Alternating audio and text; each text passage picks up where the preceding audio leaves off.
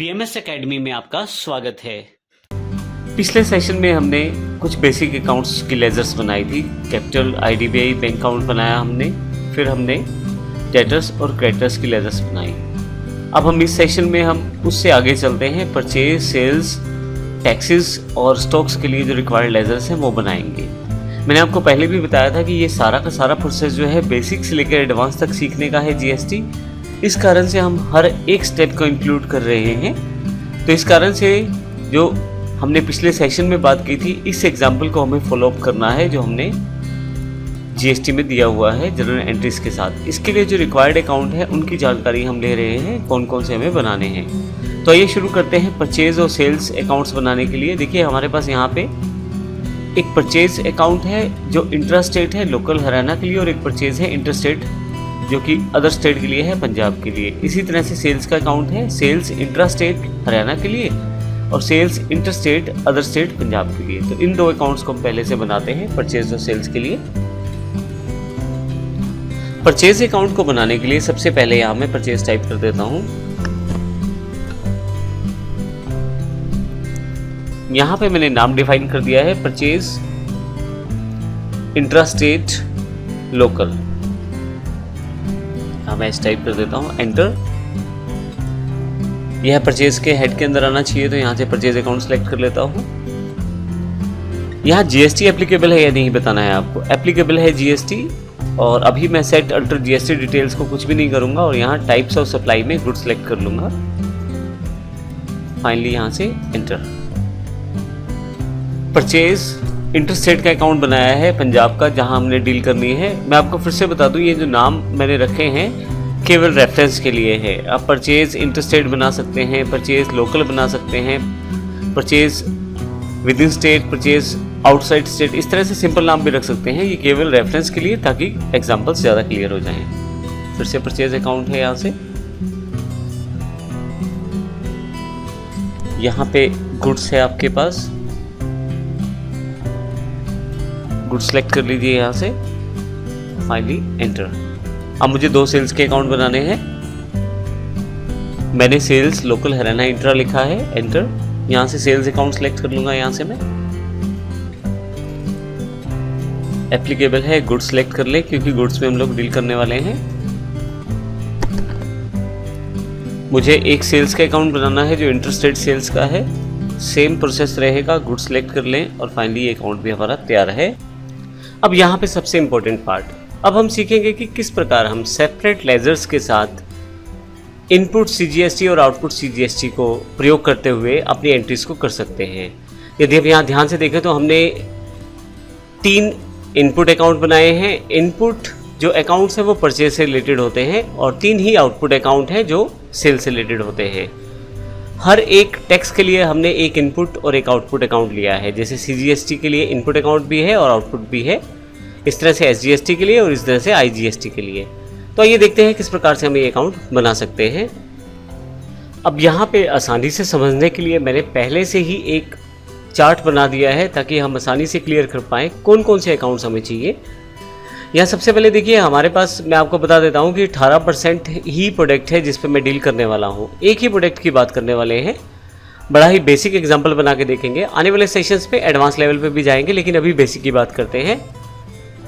अगर मैं purchase with in state करता हूँ अपनी स्टेट में 18% के साथ, तो मुझे 2 अकाउंट बनाने पड़ेंगे। इनपुट एसजीएसटी 9% और इनपुट सीजीएसटी 9%। क्योंकि टोटल जीएसटी 18% है, तो मैं एसजीएसटी और सीजीएसटी को अलग अलग कर लेता हूँ 9%। उसके पश्चात अगर मुझे परचेज बाहर से करनी है, 18% प्रोडक्ट है मेरा, तो मुझे एक इनपुट आईजीएसटी अकाउंट एक ही चाहिए। इसके लिए अब मुझे यहाँ पे आईजीएसटी और सीजीएसटी अलग अलग नहीं लेने, केवल आईजीएसटी से मेरा काम यहाँ चलेगा। इसी तरह से अगर मैं सेल कर रहा हूँ प्रोडक्ट को 18% पे, तो मुझे 2 अकाउंट चाहिए आउटपुट के।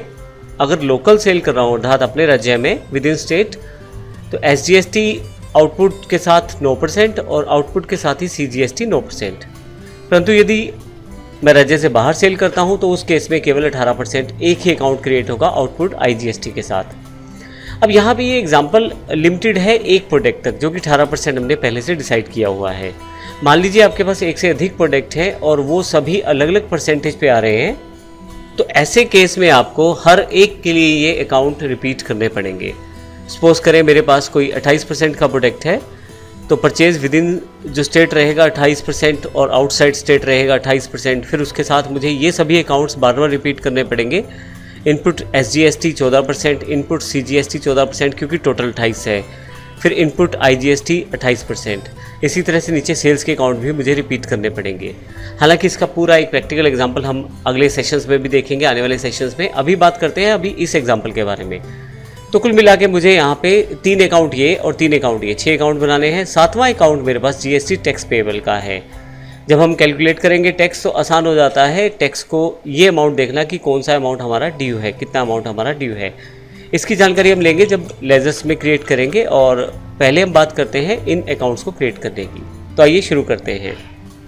इसके लिए सबसे पहले लेजर्स पे मैं क्रिएट पे चला जाता हूँ, और सबसे पहले मैं इनपुट SGST बना लेता हूँ जो कि 9% का है। हालांकि परसेंटेज मैं नहीं भी लिखूँ तो काम चल जाएगा, लेकिन अगर आपके पास एक से ज़्यादा प्रोडक्ट्स हैं डिफरेंट रेट्स के तो ज़रूर लिखिए, ताकि आपको जब टैक्स की एंट्री करनी है तो आसान रहेगी समझने में कि ये टैक्स कौन सी कैटेगरी से रिलेटेड है। अभी मेरे पास केवल एक ही कैटेगरी है सेल्स और परचेज में, वो 18% प्रोडक्ट की है। इस कारण से कोई फ़र्क नहीं पड़ेगा मैं लिखूँ या ना लिखूँ, क्योंकि मुझे केवल एक ही प्रोडक्ट को सेल्स या परचेज करना है। अभी मैंने परचेज अकाउंट के लिए मैंने इनपुट SGST 9% कर दिया है ताकि समझने में आसानी रहे। यहाँ से मैं ड्यूटीज़ एंड टैक्सेस को सिलेक्ट कर लूँगा यहाँ से मैं। इसके पश्चात मुझे यहाँ से GST सिलेक्ट करना है। फाइनली यहाँ पे टैक्स टाइप आपको देना है कि यह टैक्स कौन सा है। तो यह टैक्स जो है SGST अर्थात स्टेट टैक्स है, तो मैं यहाँ से स्टेट टैक्स सेलेक्ट कर लेता हूँ। परसेंटेज 9% है यहाँ से, और यहाँ मैं 9% लिख देता हूँ। यहाँ पे राउंडिंग मेथड यहाँ नॉट एप्लीकेबल है, मैं एंटर कर देता हूँ। बैंक डिटेल्स की ज़रूरत नहीं है, फाइनली एंटर कर देता हूँ। तो ये मेरा इनपुट SGST अकाउंट तैयार हो गया है। अब मैं एक इनपुट CGST अकाउंट बना लेता हूँ, क्योंकि मुझे दोनों को अलग अलग क्रिएट करना है। यहाँ फिर से अगर मैं 9% नहीं भी लगाऊंगा तो कोई फ़र्क नहीं पड़ेगा, लेकिन समझाने के लिए यहाँ मैं अभी 9% लगा देता हूँ, ताकि जब हम एंट्री करेंगे तो आसान रहे यहाँ पे कैलकुलेट करना। अब यहाँ पे फिर से ड्यूटीज टैक्सेस GST है। फाइनली मुझे यहाँ से अब सेंट्रल टैक्स को सिलेक्ट करना है, क्योंकि CGST कैटेगरी जो है सेंट्रल टैक्स से रिलेटेड है। एंटर। परसेंटेज ऑफ कैलकुलेशन यहाँ पे 9% है, एंटर करके फाइनली इसको सेव कर देता हूँ। अब एक इनपुट अकाउंट बना लेते हैं IGST के लिए। मैं इनपुट टाइप कर देता हूँ IGST। यह 18% ही रहेगा, हाँ साइड पे लिख देता हूँ ताकि समझ आने में आसान रहे। फिर से यहाँ से ड्यूटी टैक्सेस सिलेक्ट करना है, GST सिलेक्ट करना है हमें, और यहाँ से इंटीग्रेटेड टैक्स आपको सिलेक्ट करना है, क्योंकि IGST टैक्स है और यह इकट्ठा ही कैलकुलेट करने वाले हैं। परसेंटेज ऑफ कैलकुलेशन 18% है इसका, क्योंकि परसेंटेज मैंने पहले से ही फिक्स कर दी है। एंटर करें, नॉट एप्लीकेबल, यस कर दें इसको। तो ये मेरे पास 3 अकाउंट बन चुके हैं जो इनपुट से रिलेटेड हैं। अब इसी तरह से मुझे 3 अकाउंट आउटपुट से रिलेटेड बनाने हैं। तो सबसे पहले आउटपुट मैं बना लेता हूँ SGST। यह 9% रहेगा, क्योंकि हमने इनपुट CGST बनाया था, इनपुट SGST बनाया था, वैसे ही यहाँ पे आउटपुट SGST और आउटपुट CGST बनेगा। मैं यहाँ एंटर कर देता हूँ। GST ले लें यहाँ से, स्टेट टैक्स है तो सिलेक्ट कर लें, 9% यहाँ एंटर कर देता हूँ मैं। नोट एप्लीकेबल है, एंटर करते हुए नीचे आ जाएं। फिर से आउटपुट CGST ले लें यहाँ से, 9% केवल याद रखने के लिए लिखा है मैंने यहाँ पे। GST सिलेक्ट कर लें, यहाँ से आप इसको सेंट्रल टैक्स सिलेक्ट कर लें, 9% है, एंटर करें और फाइनली से यस कर दें। इसी तरह से हमें अकाउंट और बनाना है आउटपुट IGST, तो उसके लिए भी मैं यहाँ पहले से अकाउंट क्रिएट कर लेता हूँ। आउटपुट IGST, यह 18% रहेगा, कारण क्योंकि इकट्ठा टैक्स है, इंटीग्रेटेड टैक्स है, इसको अलग अलग नहीं करेंगे हम लोग। GST इंटीग्रेटेड टैक्स है 18% के हिसाब से मैं यहाँ एंटर से कर देता हूँ। तो फाइनली अब अगर आप मेरी लेज़र में आगे देखें तो यहाँ लिस्ट ऑफ लेज़र्स मैंने खोल दी है, जिसमें मैंने input CGST 9%, input IGST 18, input SGST 9%, output CGST, output SGST और आउटपुट IGST अकाउंट मैंने बना लिए हैं। अब यहाँ जितने भी इनपुट के अकाउंट हैं सब परचेज से रिलेटेड है, और जितने भी आउटपुट के अकाउंट हैं वो सब सेल से रिलेटेड हैं। ये जानकारी हम पहले से ले चुके हैं। अब ये अकाउंट बना क्यों रहे हैं? सबसे बड़ा बेनिफिट ये है कि आपके पास हर एक डिटेल अवेलेबल हो जाएगी, कौन से प्रोडक्ट पे कितना CGST और SGST दिया हमने। उसके अलावा आपको ये भी पता लग जाएगा कि टोटल टैक्स कितना पेएबल है। इन सब की जानकारी हम इस सेशन में लेने वाले हैं साथ ही। अब मुझे यहाँ पे 2 अकाउंट और बनाने हैं, एक लैपटॉप के लिए और एक स्टॉक आइटम्स के लिए। लैपटॉप जो है वो प्राइमरी स्टॉक ग्रुप है और स्टॉक आइटम्स में हम 2 अकाउंट्स बनाने वाले हैं HP और डेल के लैपटॉप्स के लिए। तो ये देखते हैं किस प्रकार से इनकी एंट्री भी करेंगे। यहाँ पे गेटवे ऑफ टैली में इन्वेंट्री इन्फो का ऑप्शन मेरे पास पहले से उपलब्ध है मास्टर्स के अंतर्गत। अब ध्यान रखिएगा, यदि आपके पास ये ऑप्शन नहीं आ रहा तो आप फीचर्स पे चले जाएं, यहाँ से इन्वेंट्री फीचर्स पे चले जाएं और यहाँ से इंटीग्रेट अकाउंट्स एंड इन्वेंट्री आपके पास यस होना चाहिए। अगर यस नहीं है तो इसे आप यस कर लें, उसके पश्चात आपके पास ये ऑप्शन अवेलेबल हो जाएगा। अब यहाँ इन्वेंट्री इन्फो पर जाकर मैं सबसे पहले एक स्टॉक ग्रुप बना लेता हूँ, एंटर करता हूँ, क्रिएट करता हूँ। मैंने नाम रख दिया है लैपटॉप, एंटर। ये एक प्राइमरी ग्रुप है, एंटर। यहाँ सबसे इंपॉर्टेंट पॉइंट है सेट अल्टर GST डिटेल्स। मैंने अब तक कहीं भी GST के रिगार्डिंग जो टैक्स डिटेल्स हैं वो नहीं डाली। यहाँ पहली बार मैं डाल रहा हूँ, यस करता हूँ यहाँ पे मैं। आप देखेंगे यहाँ पे काफ़ी सारे ऑप्शंस आपके पास अवेलेबल हो जाएंगे। सबसे पहला है टैक्सेबिलिटी है इस प्रोडक्ट की या नहीं है, क्योंकि इस प्रोडक्ट पे टैक्स लगेगा तो यह एक टैक्सेबल प्रोडक्ट है। मैं यहाँ टैक्सेबल सेलेक्ट कर लेता हूँ। यहाँ आपके पास टैक्स टाइप की जानकारी आपको देनी है, इंटीग्रेटेड टैक्स है, सेंट्रल टैक्स है या स्टेट टैक्स है या सेस है। मैं आपको ये भी बता दूं कि यहाँ पे कुछ ऑप्शंस आप एनेबल डिसेबल कर सकते हैं। उसके लिए शॉर्टकट में F12 की का प्रयोग करें, F12। आपके पास कॉन्फ़िगरेशन ओपन हो जाएगी, यहाँ से आप कुछ चीज़ों को ऑन ऑफ कर सकते हैं। जैसे HSN कोड अगर आप प्रोडक्ट के लिए डालना चाहते हैं तो यस कर दें, और इसी तरह से show all GST tax types को भी मैंने यहाँ यस किया हुआ है। अगर आपके पास केवल एक टैक्स ही दिखा रहा है तो यहाँ से आप show all GST tax type को यस कर देंगे तो फिर आपके पास सभी टैक्सेस यहाँ दिखाना शुरू कर देगा।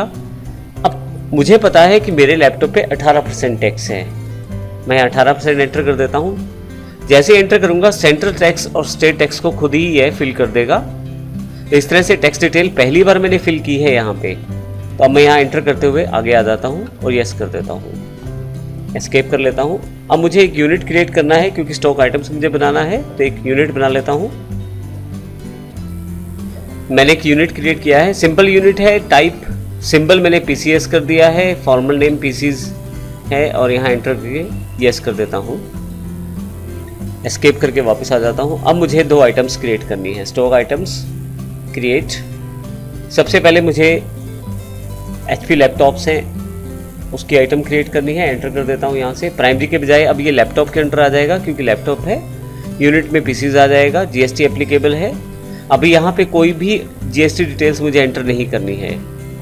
और फाइनली यहाँ से गुड सेलेक्ट करके मैं सबमिट कर देता हूँ। इसी तरह से डेल लैपटॉप की भी एक आइटम बना लेता हूँ मैं। सेम जो चीज़ें हैं उसी तरह से रहेंगी। GST एप्लीकेबल है, सेट अल्टर डिटेल्स अभी नो है, गुड्स है, और फाइनली ये मेरे पास अकाउंट्स मेरे रेडी हो चुके हैं। अब मैं यहाँ से एस्केप कर लेता हूँ। तो इस तरह से इस सेशन में हमने सभी अकाउंट्स बना लिए हैं। अगले सेशन में हम एंट्रीज को देखेंगे, प्रैक्टिकली किस प्रकार से एंट्री की जा सकती है। मैं फिर से बता देता हूँ कि हमने बेसिक से लेकर एडवांस तक सभी स्टेप्स यहाँ कवर किए हैं। तो अगर आप इस ट्रेनिंग को प्रॉपर्ली कवर करते हैं तो हर एक स्टेप को जानते हुए आप आसानी से GST की एंट्रीज टैली में कर पाएंगे। धन्यवाद।